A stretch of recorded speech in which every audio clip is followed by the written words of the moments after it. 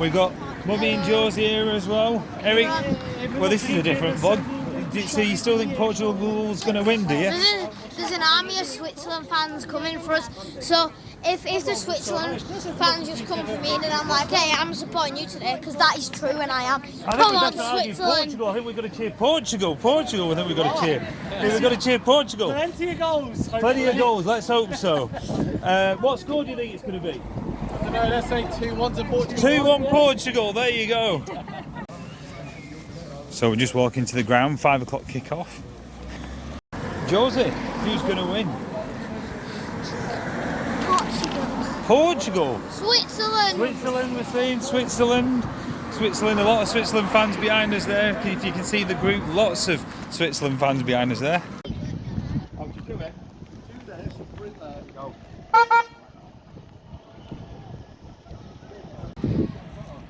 I mean, it's always weird coming back here because my college, Marshall Street College, was probably somewhere around here somewhere. It was somewhere, definitely somewhere around here. But Elton John's played here since, and we had mini Olympics here as well. What a crowd! It's like a cup final almost. It's absolutely brilliant. It's just going to go and get some water, but it's a brilliant turnout here. It's a really good atmosphere, really friendly as well. And of course, 31 games in this competition. We've got bands playing there as well.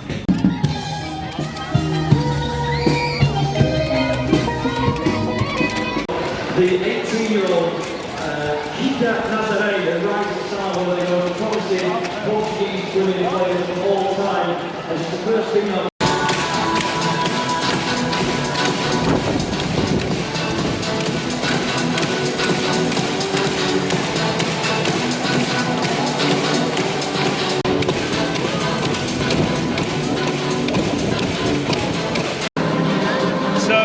Thinks of Portugal win. Got my brother Phil. What score do you think? 0-0. No, there's going to be goals. Oh, is it or not? No, it's not going to be 0-0. It's not going to be 0-0 again. It's going to be 2-1. No, more optimistic. I want more goals. 3-2 to Switzerland. What score? What score? You don't know? Not bothered? I don't know. Maybe 3-3, 3-2, whatever.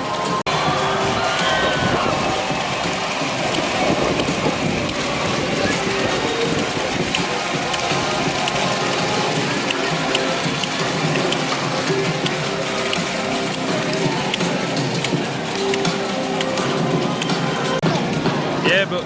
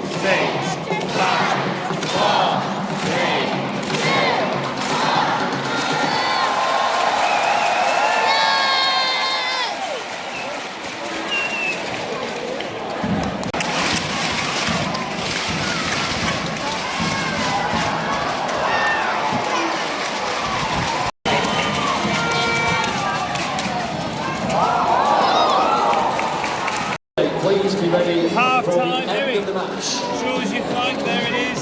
We recommend downloading the official UEFA Women's What did you think of the first half? travel updates and an interactive map. Entertaining.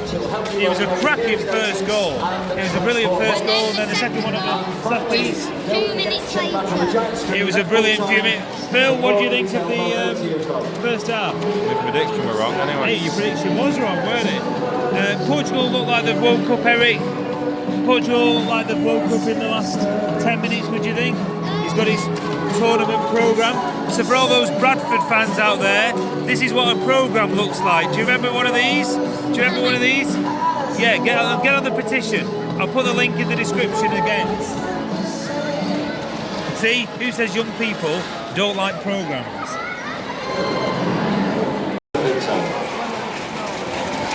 2-2 so far. Been a great game.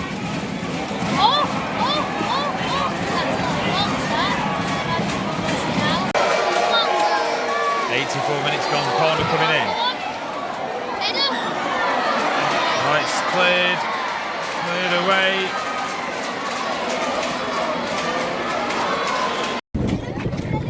Well, Josie, what did you think of that? That was brilliant. It was. At least no one won though. It's drawn. They did really well. Both teams, they did, didn't they? Do you think 2-2 was a fair result then? I really wanted Portugal to win, but they did. Every team did. Bye. So that was Josie's verdict on the match. We're on to Sunday morning night. It is roasting already here. It is really It's warm. already like 20 degrees and it's only about 9:30. I think it's warmer than that. But you know what? Show your ball that you got yesterday. Look at that. You'll be seeing this in football podcasts. One of the Hopefully balls was a bit out of your budget. How much was one of the balls at the gift shop? 150 quid. We didn't get that one. I got this one, and to be honest, I think it's a bit of a nice ball with like the purple going all over the ball everywhere. And this one was only 18 quid, so it's a win-win if you ask me. What did you think of the match and the experience yesterday? Because obviously there was nearly 6,000 people at Leigh. One of my dreams as a kid was to go to see a match at a major tournament. I don't care what gender it was. I just always wanted to see a match at a major tournament, and I got that yesterday. And I didn't think it'd be like that. I thought I'm not gonna be honest, from the full 90, he played about 96 minutes. No, there was another 1 extra minute on in injury time. From that 96 minutes, I thought it would just have been like complete silence. But I was wrong, because the atmosphere when was there, all the people using those clapper things on the seats, like dun dun dun dun dun dun dun dun, yeah, going like that. It was, and I know you get that same like one like dun dun dun dun dun, the one I just did at Bradford, but there was a lot more than that. Just It was a really good atmosphere, wasn't it? The abroad fans just cheering on for the team, saying nation in another language. It was brilliant, wasn't it? It was. And fair play to Portugal, because I tell you what, it could have been easily 10-0 to Switzerland. I thought it was going to be a riot, and Portugal didn't look like they were going to do anything in the first half. Second half, they must have had a good team talk, wasn't they? Yeah, maybe they got a good telling off from the manager. Plus, like yesterday, it was really entertaining. I feel like it was like that. It was, to be honest, it was more entertaining than Bradford on Sundays. And like, it's because you feel proud because you're wearing your country's shirt, and that just makes you go like, we have to win this. Come on, let's create chances, make the fans proud. Well, I didn't realise, and it was only last night that when I realised this, that Portugal only got a place because Russia were evicted out of the competition. So Portugal, this is an absolute dream for them. They weren't meant to be here. So then England England didn't have to go through qualifiers because we were the host. Did you know that? You've got a quarter final as well. I mean, if you are going to the sports village for some of the games, it's not the easiest place to get to in terms of public transport. There isn't a train station in Leigh. There's a guided busway from Manchester if you're getting in on the train from Manchester, but it's not the easiest place to get to. The car park near the sports village is closed off for spectators, but great experience though, wasn't it, Eric? It was, and like you said, there were people leading the way to the stadium on the way there. We didn't have time to go to the fan party, did we? Because we was out for lunch with my great uncle Norman. I just call him Uncle Norman.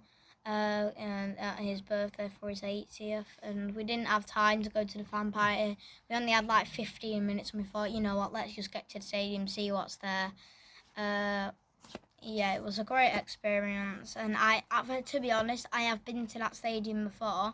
For some reason, I couldn't really remember it, so I'm like, oh, it's going to be one of those really small grounds, in it. But to be honest, it was a really good stadium. Yeah, so yeah, I reckon it was nearly a sellout. The capacity is 8,000. But they had to stand Just closed off for the media, Wait didn't they? there a sec. This is your programme? I got a programme yesterday, and it tells you about the stadiums. On the front here, it says all the stadiums that there are. This is the one we went to, Wigan and Leigh. Like in the book. You said the programme's really good, didn't you? Yeah, halfway through it tells you all about the teams and everything. Halfway through it says the ones, and it says the capacity, like this one, Leigh Sports Village, the one we went to, 8,000, and one stand was fully blocked off. I reckon that could hold at least maybe 1,500 people. So. Speaking of programmes, though, thank you to 121 of you that have signed our petition. And we'll end by saying that thank you. We'll put the link in the description again. Get it signed. We will pass it to Bradford City this week. I'm not going to say that anything's going to change, but you know what? When you go to a tournament like this, That might be one of my last ever programmes. It could be one of your last ever programmes. And I should go to Wigan this time in the season in a cheap FA Cup game or something. Exactly. Well, you know what? Sign the petition. Help us out. Let's keep it going a little bit. And thank you for your support. Hopefully we can go to more non-league games, maybe just like the odd one. You know what? I think we should do like an odd one league game every month or something for this season. I'm sure. Because they are a bit cheap. Like I only cost kids tickets only like £2 at Liversidge. Well, you might do a little video when it's Bradford v Sunderland, because you're going to that. So I'll leave you with the reins to do that, like you did with the FA Cup one that time. I'll get Paul's prediction and his dad's prediction. So Eric will be at the Bradford v Sunderland friendly. We lost yesterday, 2-0.